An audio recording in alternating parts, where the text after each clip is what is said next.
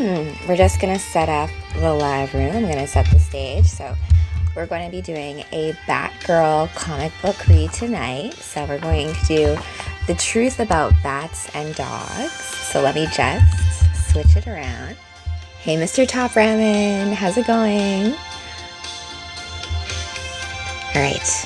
Hey, okay. I have it mirrored. I have some Friday night 1989 playing. Batman, that first live action movie that I was aware of, came out in 1989, so kind of fits, I think. So I'm gonna bring this down a bit.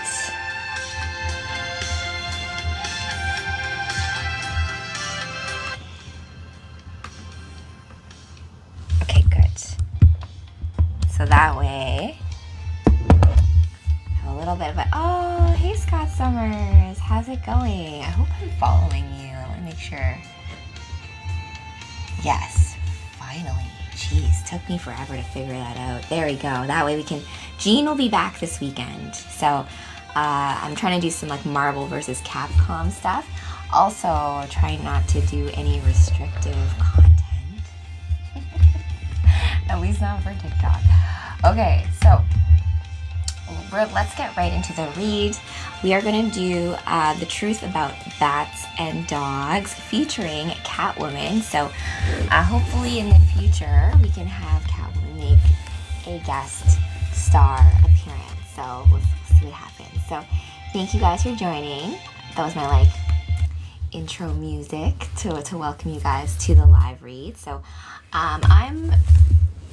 hey, thanks Spike Batman. How's it going? Hey Batman. All right, so let me just bring this mic up just a touch. I still don't have my setup exactly the way I would like it, so thank you bearing with me as we get everything rejigged in the new place. I don't have Mushroom Land up behind me just yet. I instead have a different tapestry, but it kind of fits with the vibe, right? Like this whole idea of your imagination, bringing that to life, that whole situation, very powerful. So I love Batgirl, Barbara Gordon Batgirl. Thanks, Poker Face. There's many reasons why I love her, but a big reason why I like her is that she hangs out with like Catwoman, Harley Quinn, the Sirens. So it's like this whole idea of like what makes an anti-hero, what makes a hero, and there's lots of fun interactions between like Catwoman and Batgirl. In fact, like my mask is actually inspired by Catwoman's mask, right? So there's some commonalities there. And my wig is actually bulletproof, so it's both functional and fashionable, right? So keep that in mind when you're working on your own superhero outfits and costumes, my friends. So some fun tips from the Bat family. So let's just get into it. This is a nice little standalone story that I feel like is like feel good, so good for our comic book bedtime read. And then you'll be able to get the replay. I'm going to do another one with Batgirl coming up with the Riddler. I already did it because the Riddler had like this like crush on Batgirl, so he courts her, right? And so it's the whole story about her trying to deal with these riddles from Riddler as he's like trying to get with her. So I'm gonna bring the music back. Just keep it low, okay? All right, so we've got The Truth About Bats and Dogs, DC Universe Rebirth, guest starring Catwoman. So Batgirl, guest starring Miss Catwoman, Selena Kyle. So I love the Kentucky Fried Chicken ad with like Colonel Sanders, like make sure you don't get hungry because stuff will happen. All right, so I'm Esme. I look at Esme as short for Esmeralda, and I have a big thing on like Esmeralda and like the Hunchback of Notre Dame and that story with like Victor Hugo, but that's not today's conversation, right? So I'm Esme. I'm 7 years old, and I'm on a mission. Where's Rookie? You've got him, don't you? Rookie? That's a stupid name for a bike. He's not a bike. He's a tricycle? That seems more your speed. Hey kid, recognize this? No, that's not. Yes, sure. Take a closer look. Boing. And grabs the spoke of the wheel. Out. Now, run on home. So Batgirl stops this whole like altercation from happening and steps in and saves the day, right? Well, somewhat. I'm trying to shift my position without like flagging TikTok's algorithm too much and being like, oh, you're not actually wearing any pants. So that's our secret, right? So basically we've got now run on home from Batgirl up here. Batgirl, come on, Ding Ding, let's shift out of here. You all right, kiddo? Is anything broken? You didn't have to save me. I was doing just fine. Now you all scared them off, and I'm never gonna find out where Rookie is. Okay, so like she's shining the light in Batgirl's face. She's like, first of all, what's your name? Esme.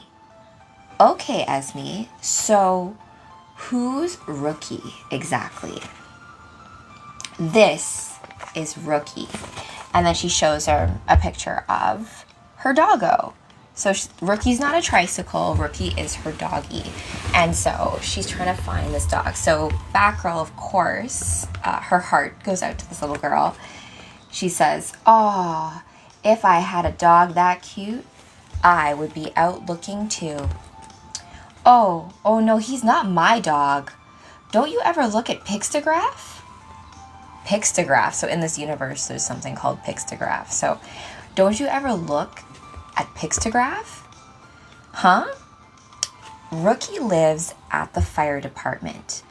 The firemen saved him from a burning building, and he's been famous ever since. So he's a famous dog named Rookie who lives at the fire station or the firehouse.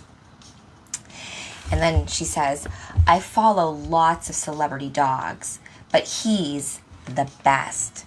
And now he's gone missing. So we have something going on. Hey, Sir Francis, welcome back to the read. Welcome back to the live. We're reading Batgirl is reading a Batgirl comic, and we are reading Batgirl guest starring Miss Catwoman and the truth about bats and dogs. Okay. So she's this little girl who Batgirl saved from these bullies, is trying to look for Rookie, who is like this famous dog from the fire department who has gone missing for some reason, but I bet you there's some sort of nefarious intent at play. Like, remember like Cruella de Vil in 101 Dalmatians? I think we're dealing with this kind of villain today. All right, so Batgirl looks down at the girl and is like, okay, I guess we have a mission on our hands, my friend. And she says, okay, I got it, but you're barking up the wrong deserted warehouse. The shifties don't work the puppy circuit. Oh, that's not why I'm here.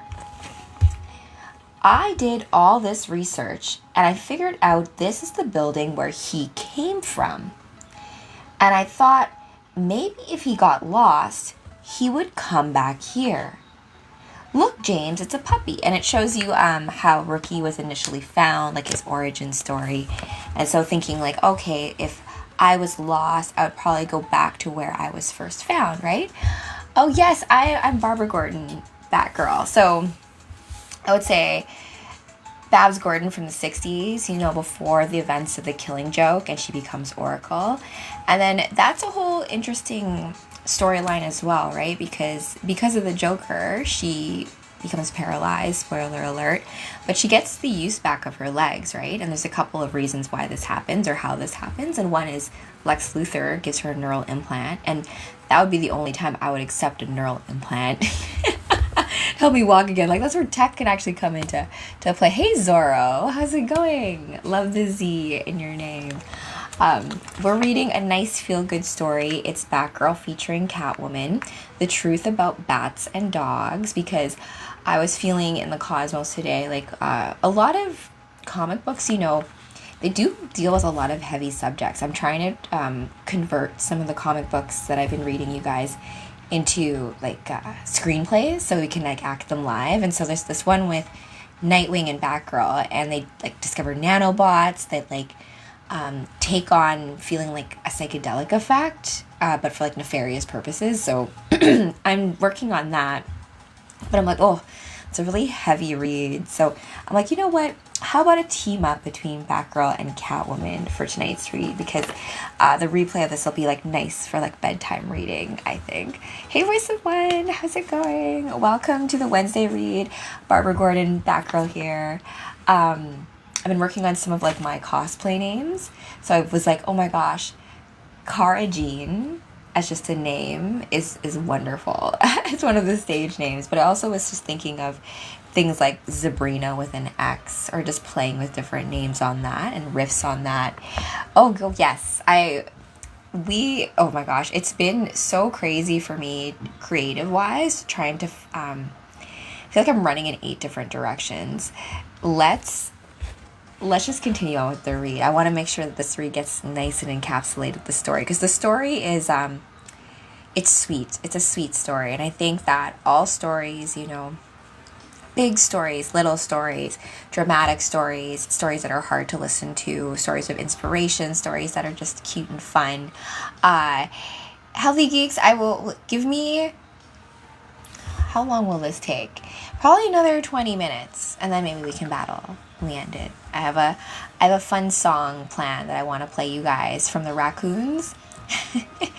Run with us, because I'm working on a Birds of Prey dance routine with Babs and Huntress and Black Canary, with guest stars, of course, my siren friends, Harley Quinn, Catwoman, and Poison Ivy, who's probably my favorite siren, because, you know, that Earth Mama energy situation. Okay, let's continue on. If you're just joining us for the read, we basically have Batgirl. Dan June, I think I have a Canadian accent. I was born in the prairies, and Cyril Sneer. You know, like, I was born out in the prairies, and when I got bitch, hey, how's it going? I'm back. Batgirl is back.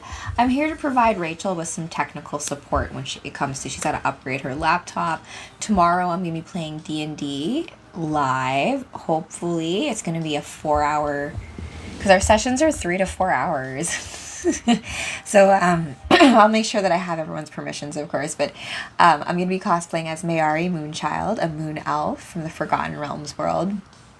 I need to figure out the whole ear situation, because I haven't done elf ears yet. And I know Cat Mask has a tutorial, and I wanted to get Cat Mask in on like doing some scenes from this, or like any of the Catwomans that are on TikTok. So point them my way. I have some screenplays, because as I said, Batgirl and Catwoman actually do, like, are friends in the comics, and in a world, Selena Kyle and Bruce Wayne have a baby, and it's Helena Wayne, and she becomes Huntress. So that's kind of fun too. Let's put the flash glow on. Let's start. All right, let's keep reading, guys. I want this story to get into you encoded, because it's a good one, because it deals with, they're looking for this celebrity dog named Rookie, who was found by the fire department, and so he's gone missing. I think that there's something nefarious going on. So this little girl is trying to find this dog. It's not her dog, it's just a dog that she, like, it's like, I would be like this as a little girl. And Batgirl, of course, is just like, I can't resist something like this. Okay. Coming here is smart thinking, Esme, but you've got to leave this stuff to the professionals. So let's get you home, okay? Haha, licked me. So they're just showing this flashback in the background. Like, I can already see how this would be framed as a movie if I were to do it as a movie, right? You'd have, like, you know, the background and, like, the sepia tones. That's, like, the background, and then, like, going through, like, how they found Rookie. Okay. No, you can't take me home. You don't know where I live. That was smart girl. And then Batgirl says, oh no? Because I have a hunch that it's South Burnside. Why? Because I look poor, and that's where all the poor kids live? So Batgirl, like, so just like Toronto, like Gotham's almost like, it's also creepy to me that Arkham is also a place in a lot of Stephen King's novels as well. So Arkham, Massachusetts, and even Arkham, if you look at like the DC lore and how, you know, Arkham Asylum and all that kind of stuff. You know, Zatanna is actually supposed to be born near Arkham Asylum. So Gotham itself, in a lot of the Batgirl comics, she'll talk about how she says this to Nightwing, I think, in one of their conversations, where she's like, sometimes it feels like we're fighting the city itself, right? So this idea of like the city makes people go a little cuckoo or forces them to do things that they wouldn't otherwise do. Okay, so where are we?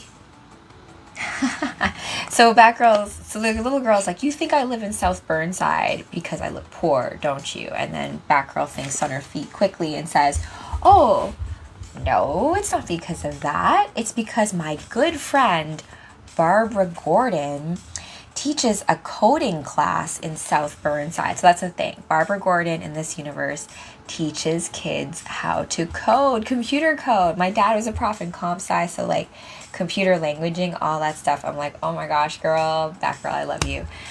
Videos I've seen, Punisher or Spider-Man can clean up Gotham better than Batman. Fair enough. Fair. Well, you know what though? God, there's, did you watch, I guess the old 90s animated version of Spider-Man where like Punisher really didn't like him? I don't think Punisher ever likes him. He considers like Spider-Man a criminal. Hey Patty Mac. Oh good. I hope you're well too. And welcome to the read. This is like my feel-good Batgirl read because it's like a self-enclosed story. Because, you know, like reading Crisis on Infinite Earths or Doomsday Clock, or even like a lot of these like epic Blackest Night, or even like the history of the entire Marvel universe, these are like they actually come with them a lot of like heavy topics like creation and regeneration, resurrection. And so like, you know, let's try doing something that's a little bit sweet in nature, and this idea of saving our furry companions, right? All right, whom we get to be guardians of in our regular life, so we can relate to that on some regard, right? Like if Wolfie was missing, I would do anything to find Wolfie. Like, God help anyone. Punisher was a Spider-Man villain originally trying to get Cloak and Dagger. Oh, you know what? Cloak and Dagger is one of my favorite characters to play in Marvel Rivals. I didn't even realize I would like playing them, but yeah, to get Cloak. So that's interesting. What did you guys think of the Punisher movie with John Travolta? Yes, I love Cloak and Dagger would be a cool cosplay too, actually, come to think of it. Let's put a little bookmark in that one. My sister actually also does a female version of the Punisher, and I think I told you guys this before. I was like, I wanted to do like a Spidey, Mary Jane, and Black Cat with Punisher. But or like maybe Spidey versus Punisher, but like female version. What would that look like? I love that Punisher. I did too, actually. Thomas Jane, thank you for saying that, because I love Thomas Jane as an actor. He was, if you guys saw the series The Expanse, the first 2 seasons I thought were the strongest of The Expanse, but what a great show. I love how they crafted the sci-fi, and I think they filmed that here in Toronto, like around near Regent Park. There was like that area that they made look like Detroit, like the slums of Detroit in the future. Love The Expanse. Yes, such a good show. We should do a rewatch of some stuff Monday, Tuesday, and Maud. You know what's sad about The Expanse though is that Me Too killed that show, right? Because like Alex at the end, spoiler alert. And also this is actually timely going into this read, right? Because the Diddy trial is happening right now, right? With like Cassie and, you know, like all this like nefarious dark-ish that's happening in the world. Like all the stuff with like our kids and, you know, the food and the air and all this stuff. Yeah, R.I.P. Ray. Yes, indeed. Hey, Tiktu. I'm sorry for mispronouncing your name.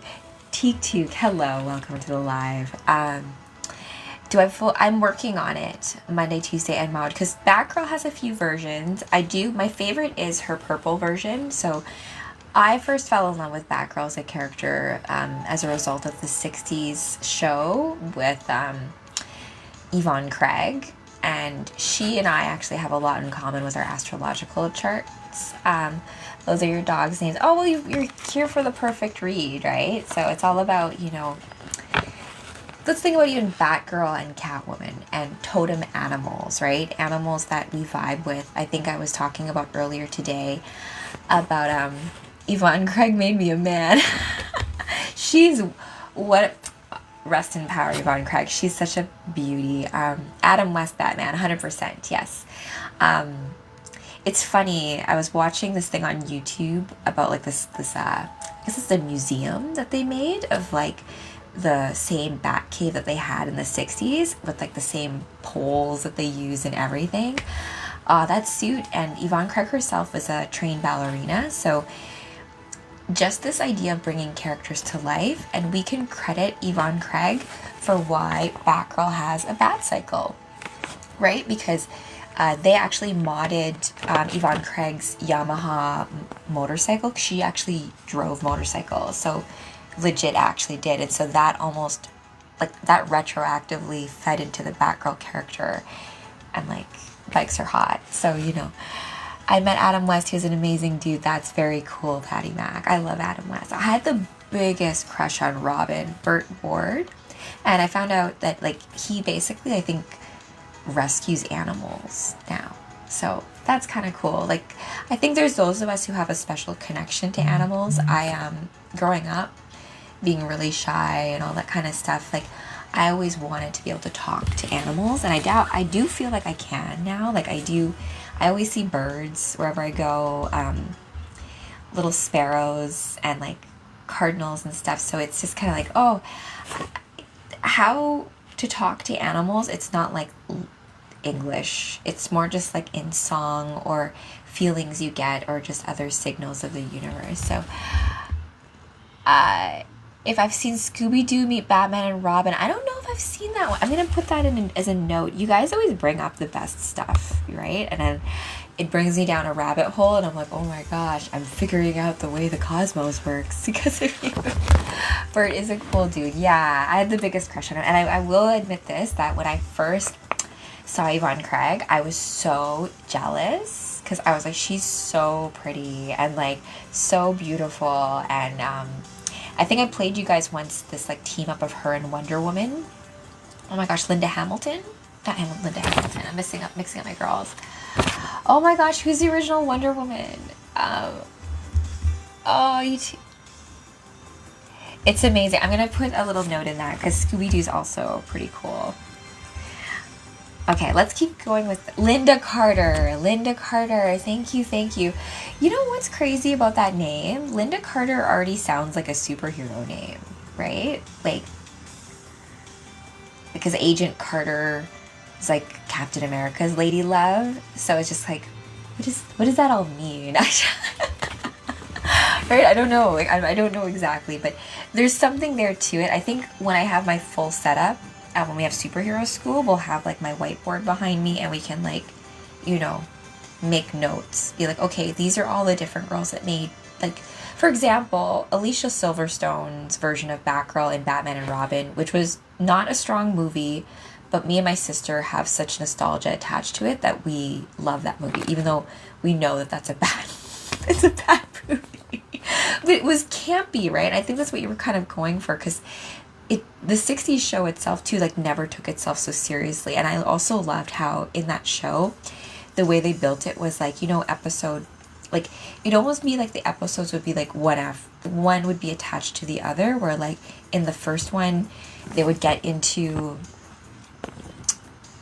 like some sort of altercation, like, oh, we're gonna get put into boiling acid, or how are Batman and Robin gonna get out of this one? And then it would like end the episode on a cliffhanger, so you'd have to wait till next week to find out what happened. I miss that, you guys. Like, with streaming and the way that we consume media now, we don't we don't get to wonder, like, in that, like, space of time. Like, I remember discussing with my friends Power Rangers on, like, during recess, being like, what do we think's gonna happen next situation. Smallville was good at that. I loved Smallville too, you guys. Lana Lang, Kristen Krug, so that's something we don't talk about as well, right? Like the Lana Lang and Lois Lane of Superman's life.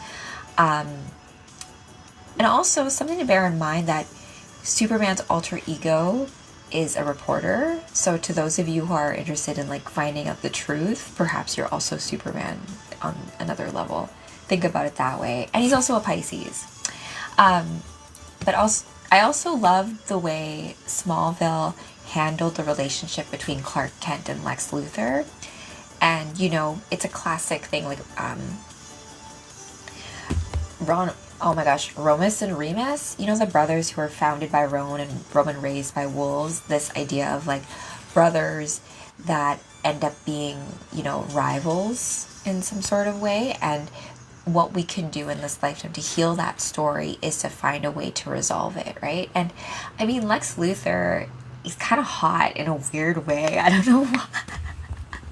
Right? I don't know why. It's like this weird thing of like, well, you're like a villain. And I think the casting of, I call him Beast, old Beast from X-Men, who's playing Lex Luthor. He's a great actor, right? I think that casting can work, right? I think it's going to depend on what story they're going to go with, because the beauty of these comic books, and I think what live action oftentimes gets wrong, just because you're only dealing with one movie, you can't have like these different episodes to help drive character. And if you're anything like me, I'm so character focused. I so prefer, like, you know, the little side stories of like, oh my gosh, are they gonna get together or not? Are Scully and Mulder gonna get together or not? Who cares about the other stuff or like the plot? I just care about the relationships and the characters. But people watch shows and gravitate to different things for whatever reasons, and there's no right or wrong way to love something, right? So I welcome you guys to like love what you love, full stop, for whatever reasons those are, and to stop and take a moment and be like, oh, I love it because of this, and realize that like you can relate to others because of it. And it's, yeah, exactly. How are you able to meet most of them, Patty? Is it because I think they filmed Smallville out in BC, right? In Vancouver? I think Kristen Krug is from around there too. My sister lives out there. I'm hoping this summer for us to do a little tour of out west. And so, as I said, hopefully we can take this show on the road, baby, and do some live action theater of comic books and maybe some of these reads live as well, right? Oh, yeah. Yeah, that like seems like another time portal. But you know what? If comic books have taught me anything, or reading writers like Morrison and Moore, and a lot more of like the weird stuff, you do have this other way of modeling reality and time that you realize that like you're always in it. That's kind of like my husband's saying.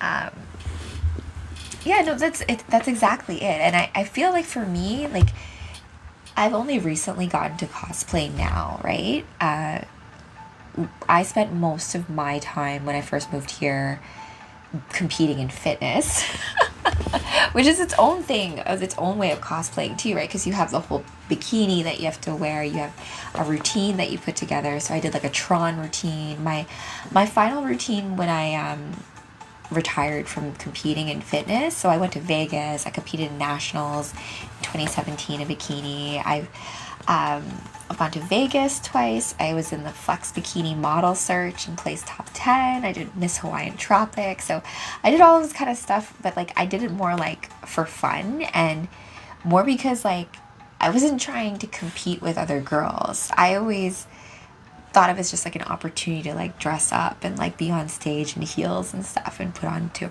a presentation. But I do feel like I do have an opportunity, because I want to put together my own movie, because I have a book that I wrote when I was 14, and I told you guys about that, how I'm converting it into a comic book. And one of the stories, which is Escape from District 6, is basically going to be the spiritual successor to John Carpenter's Escape from LA and Escape from New York, right? Where like those cities become prison cities and you have to escape. So it's going to be, each of them are RPGs as well, right? Where role-playing games where you're basically playing a story. Now, that whole situation, in terms of like when you're embodying characters, when you're putting together a script and you're also acting in a script, it's a great way to look at just reality itself, right? Like you right now, us right now, I'm playing Batgirl and you're playing Patty Mac, right?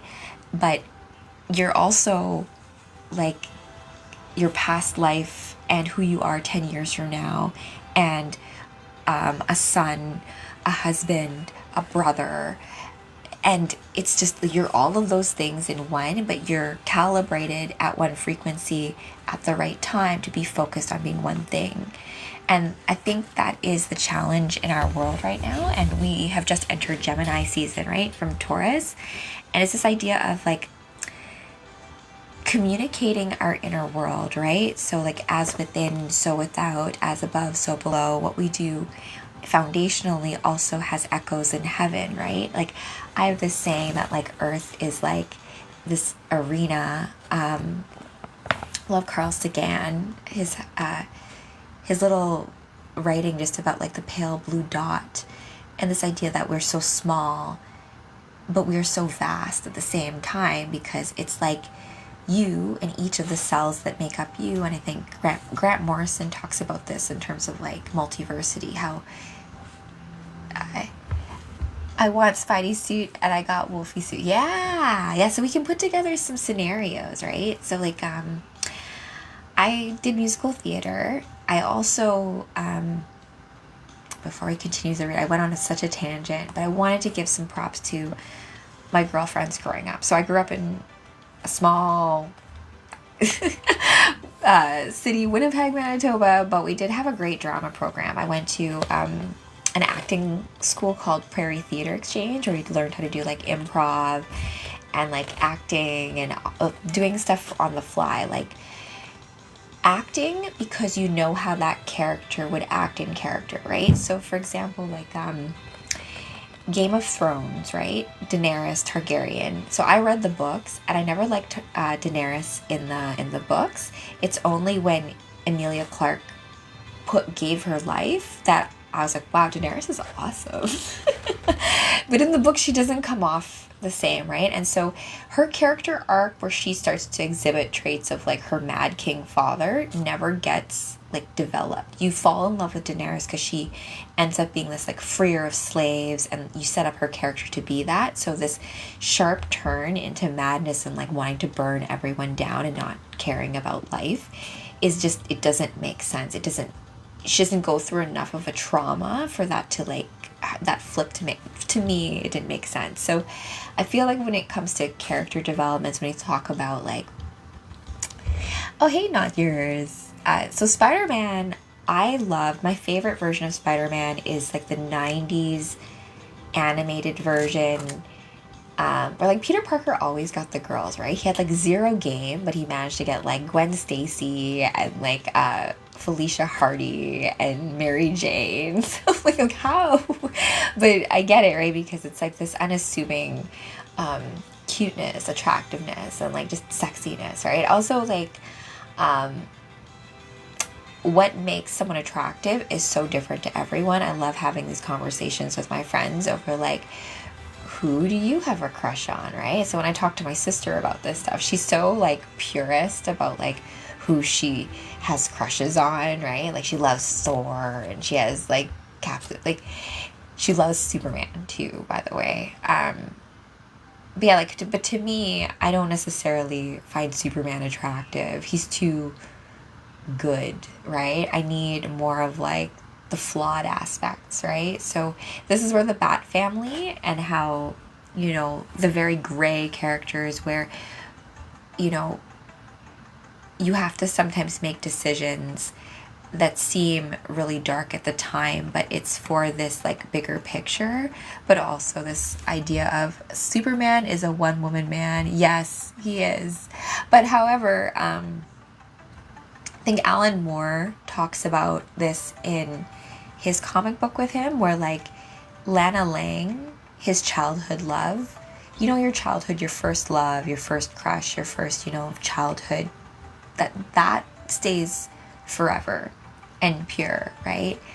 The first time you have your heart broken and all that, but that Lana Lang forever will be someone that Clark Kent, teenage Clark Kent, will love. And that's even before he becomes Superman, right?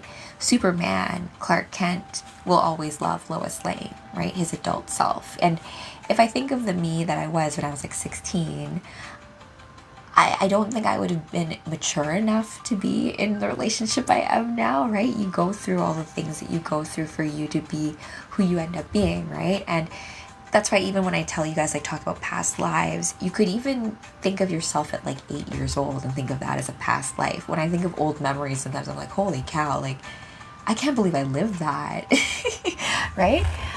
What astrological sign would Batman be? So technically speaking, Royce, my sister and Batman have the same birth date. According to DC, I looked this up. I need to look at my notes again. But he's supposed to be an Aries. I thought he'd be a Scorpio. But I have a feeling he's probably an Aries with a moon in Scorpio. Because it does make sense that he's an Aries. At first, like, I told my sister this. I'm like, you know, you and Batman have the same birthday. She's like, oh, I hate Batman. I'm like, why do you hate Batman? But you know, think about it. Batman is like a character that there are so many different versions of him to vibe with, right? And you can relate to on a level, right?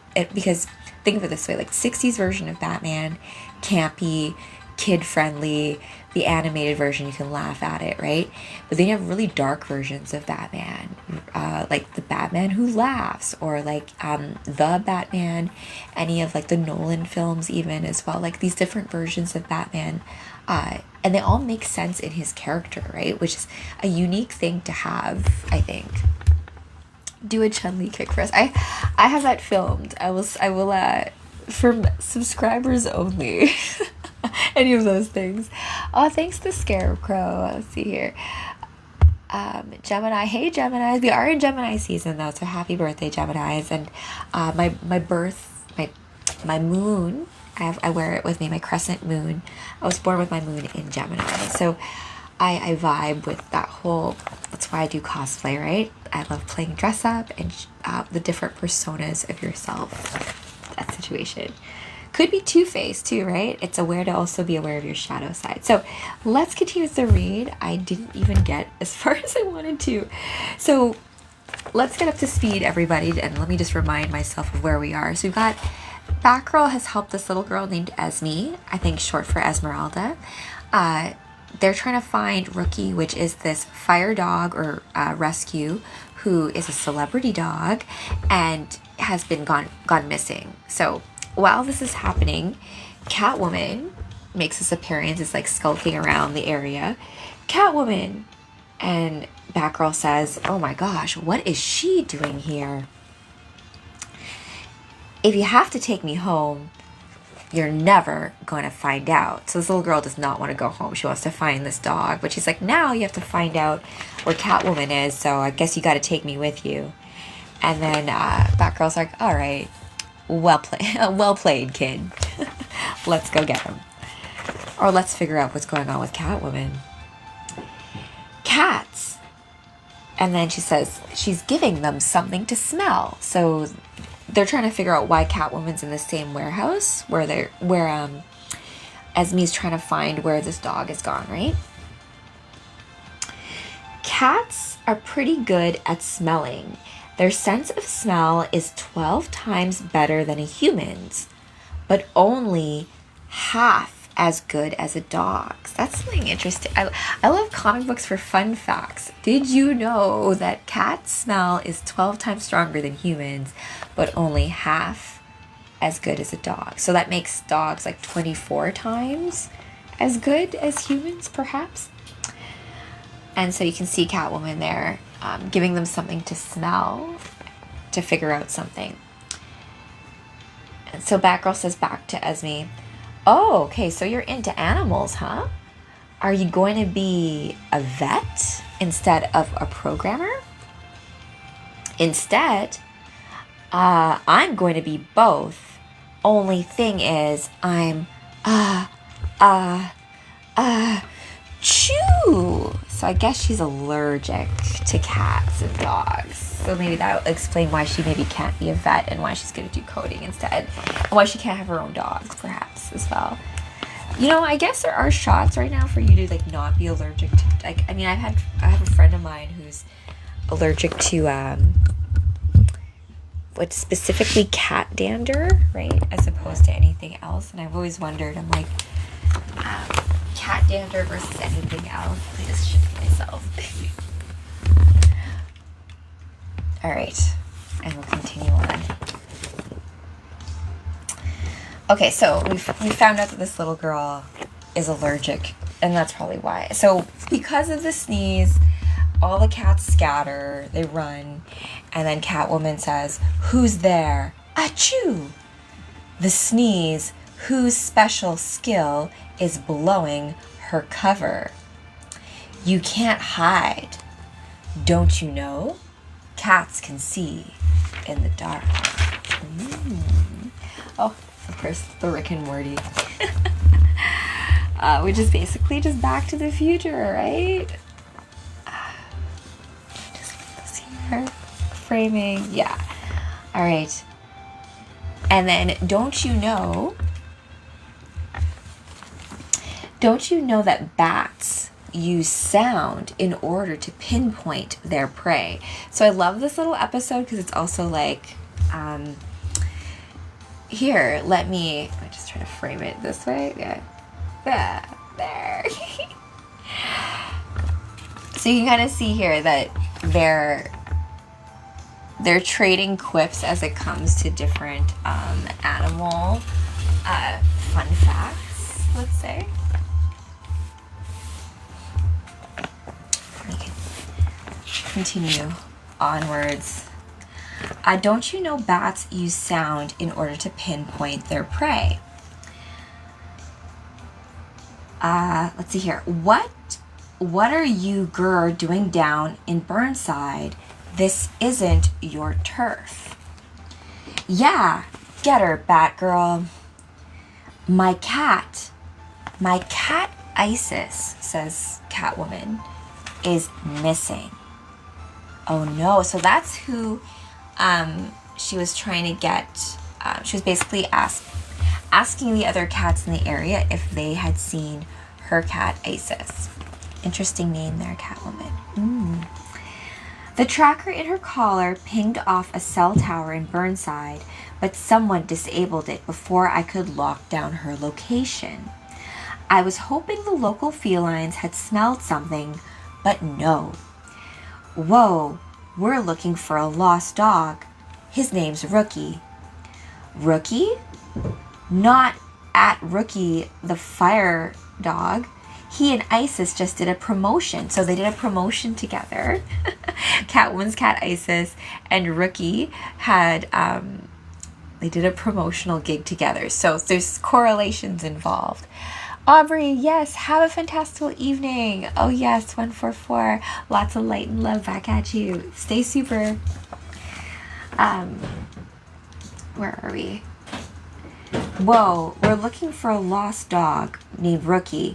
Rookie? Not Rookie the fire dog. He and Isis just did a promotion at Mongrels for the Purberry pet perfumes. Purberry pet perfumes. What does that consist of? Who did that? I wonder.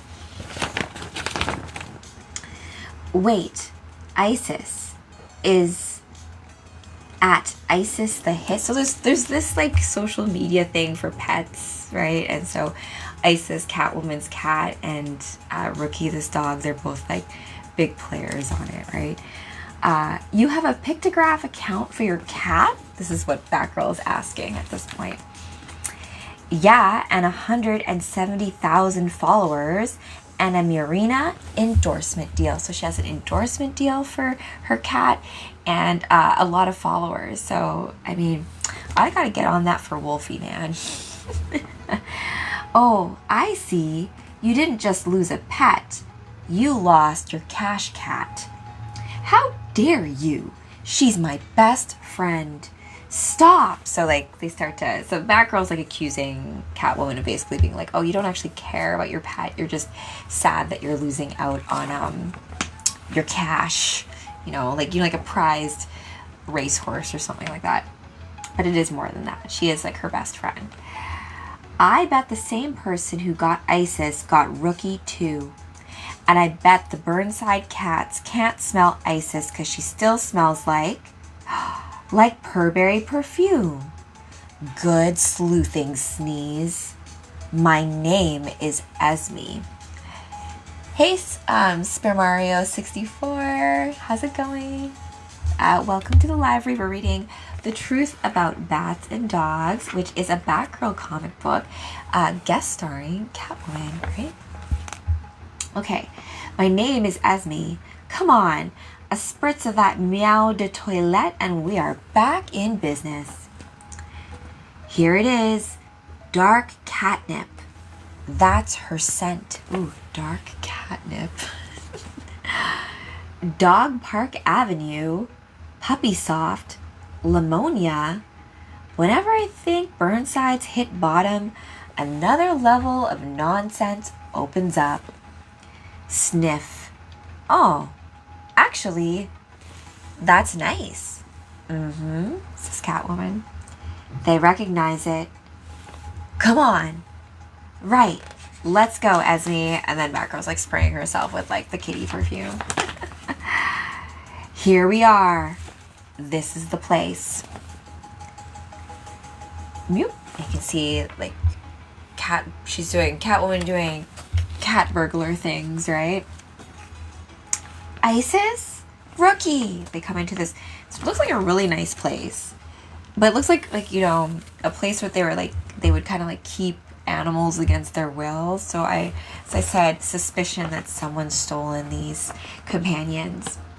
Purr of my heart. You can see Isis there. I'm here. Oh, Rookie, I can't believe I'm finally meeting you. Chew, for real. Do you need a hand? Slurp? So she lets Rookie out. They rescue, so they're in cages. So who put them there, though? Let's get out of here, quick. All of this leopard print reminds me of someone, says Batgirl. Oh, me, Batgirl? Do I collect old Batman stuff? I don't actually yet, but I wouldn't be opposed to gifts of it, right? Like garage door bros, do you have old Bat stuff? I would love to like get an old Yamaha and like remake it to make it like a bat cycle, like all purple and stuff. I wouldn't mind doing that as a little bit of a side project. That would be like cosplay done like leveling up on that. So maybe that will happen. Okay, let's continue onward, my friends. Okay. Who? Batgirl? Hey, Varian. And thank you for that. Oh, speaking of commercials, look at this fun commercial in between here with like the Flash being like, never go hungry, and if you're hungry, get a Snickers bar. And speaking of that, thank you for that donut variant. And because if you're doing night patrol and you're like, gotta stay sharp, and yeah, I remember being in university and pulling like all-nighters for things.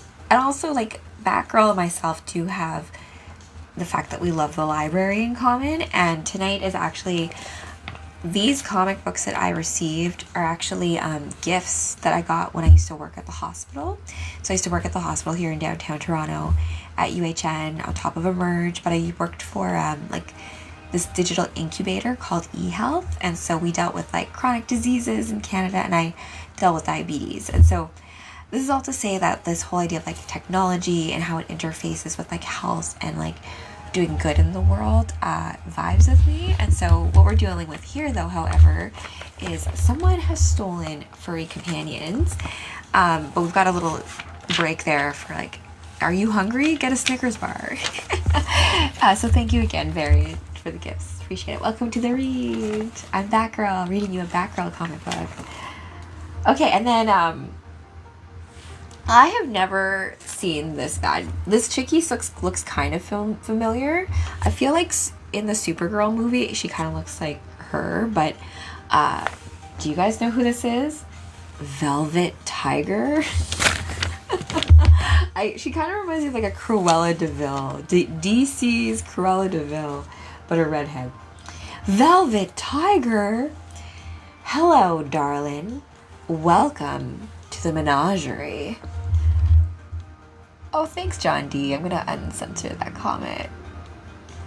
I would say, like, it's Batgirl, not Batwoman. But although there is a differentiation between Batwoman and Batgirl in terms of their characters, I'm not as familiar with Batwoman. But, you know, it's one of those things with time, right? Like, how old is Batgirl really versus Batwoman? Does it matter? What makes a girl versus a woman? And also, you always carry the past versions of self with you, right? And you're, you know, that kind of situation. But yes.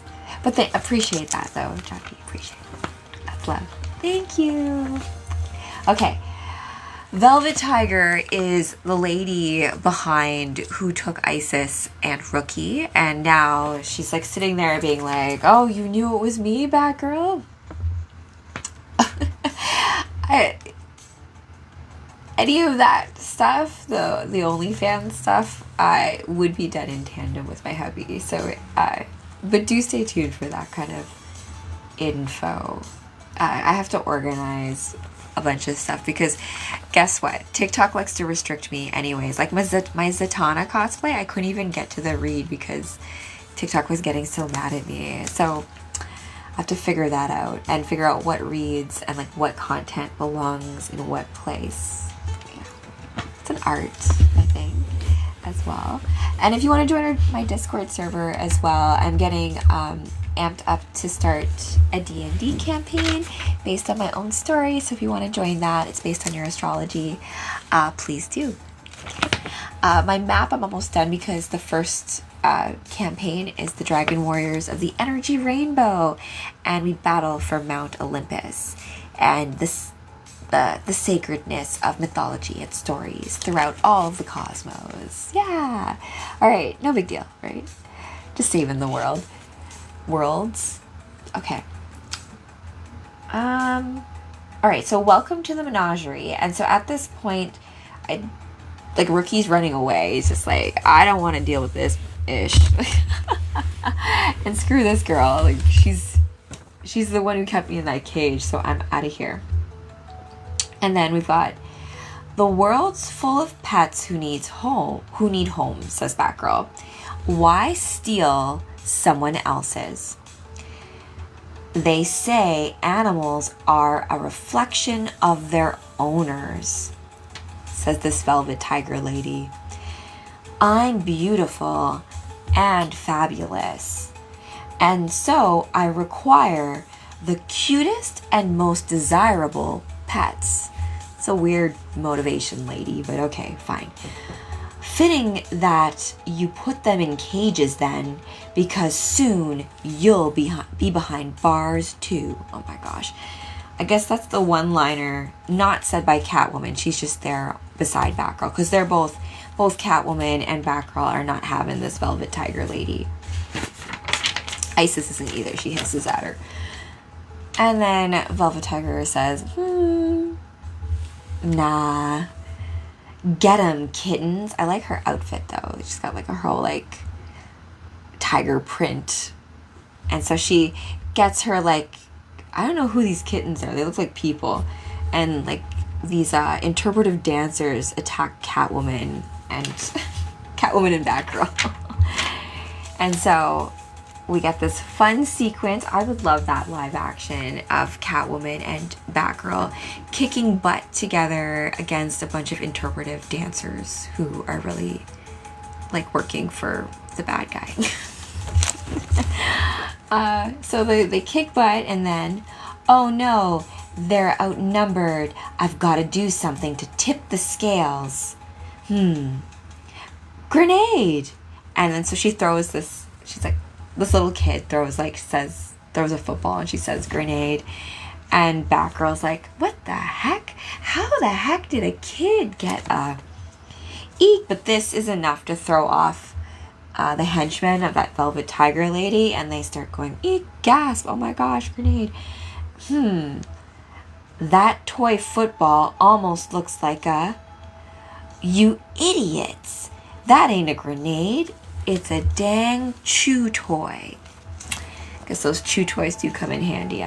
Tell Wolfie. What's the point of having help if you gotta do everything yourself? And then all the actual animals are free of their cages, and they are out, woof woof, and they attack this Velvet Tiger lady, who shouldn't be putting them into cages in the first place, right? So that takes care of that. Click. Good boy, Rookie. I knew you'd save the chew. And so the dogs take down Velvet Tiger bad guy lady, and Batgirl and Catwoman are overlooking the scene, being like, great, that'll hold her till... Open up, police. That's my cue. So Catwoman's like, I don't really deal with cops, so I'm gonna make myself scarce while you deal with the cops, Batgirl. So she's like, all right, that's my cue. Give my regards to Burnside's finest. And Batgirl tries to stop her. He's like, hey, wait a minute, you can't just leave. But she scrapes her, like, ouch. Time to boost my rabies vaccine, says Batgirl after the scratch. And then Catwoman's out of there. Catch you later, Batgirl, but you'll never catch me. Touche, Catwoman. Touche. And then later,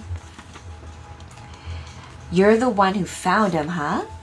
I think we can get a photo of you and Rookie for Pictograph. So Pictograph in this world is like the Instagram or social media thing for like all the pets in Gotham City and Burnside, which is like a neighborhood or like a borough of Gotham.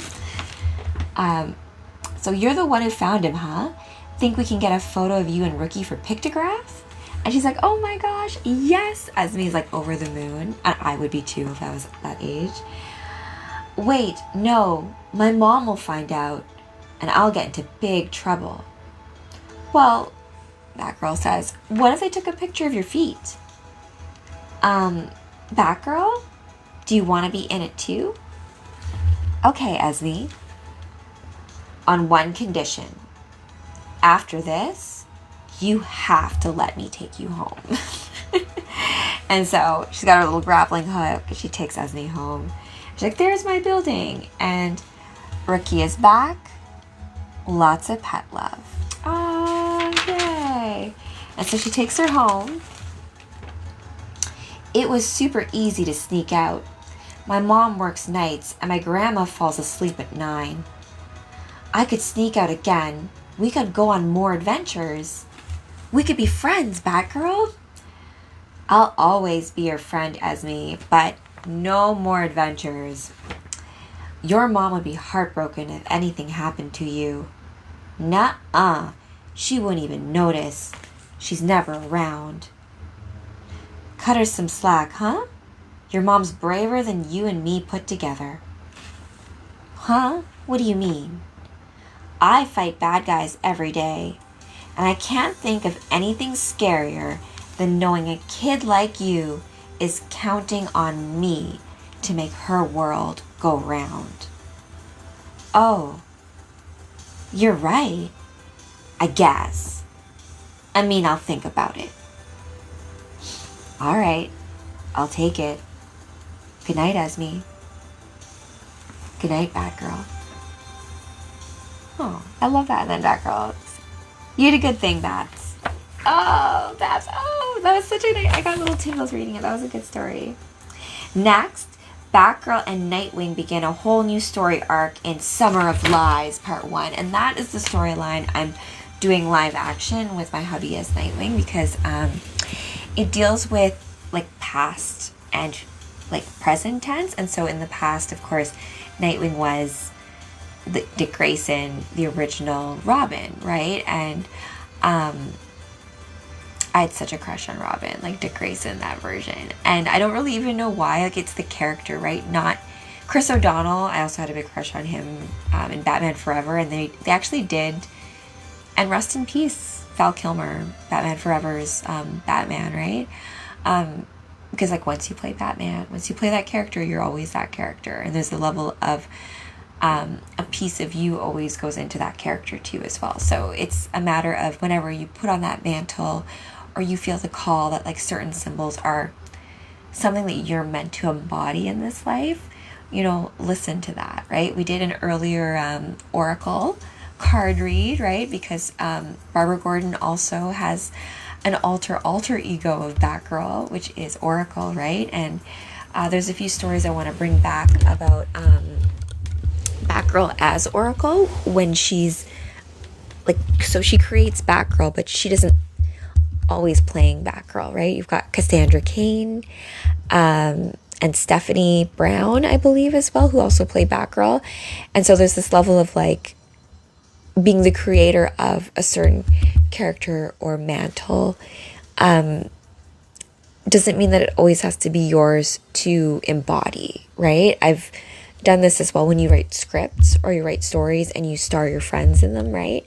Like what I'm gonna do with you guys, if I write a character, I have to, like when I write my male characters, right? When I was writing boys back in the day, I just like imagine like the kind of boy that like I would want to talk to, or like what I find cute, or like little mannerisms that, I don't know, just, you can't necessarily always really fully describe with words why you find certain things attractive, right? Or like why you find someone cute versus another one. And, or why you have a type, let's say, or you go through a phase or that kind of situation. So all of those things are all versions of you. And remember that any decision that you've made, like there was some part of you that wanted it at some point in time, and to, you know, cut your past self some slack, you know, like it's because I realized too, like as you go through healing and you learn from your mistakes and things that have happened, that like we oftentimes can be like, oh my gosh, such an idiot, why did I do that, why did I say that, all this kind of stuff. But like just be more gentle with your language, right? Just to be aware that like, you know, calling yourself stupid or all that kind of stuff, like it does, your cells hear that, right? Your body hears everything that your mind says. So your inner talk, like, you know, don't be afraid to be your own hype person, right? And if you need someone to hype you up, like shoot me a message, I can hype you up.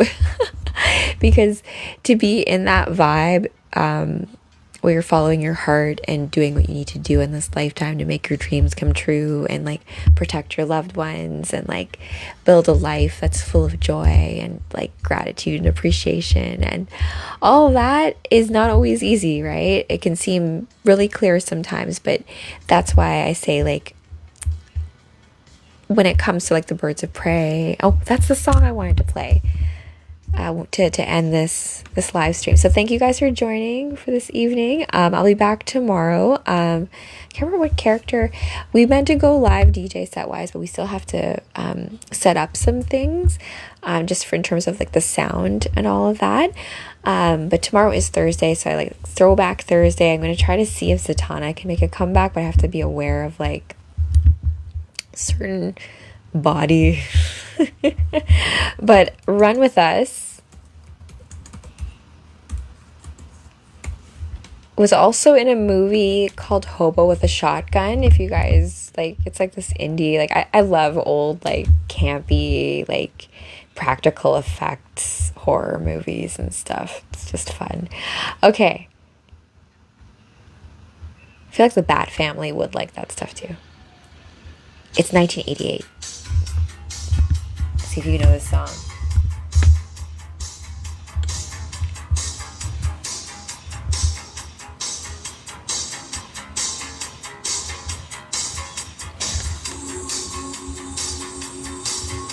So I'm gonna do this with like the birds because the lyrics are sweet. It's like it was also made for this cartoon.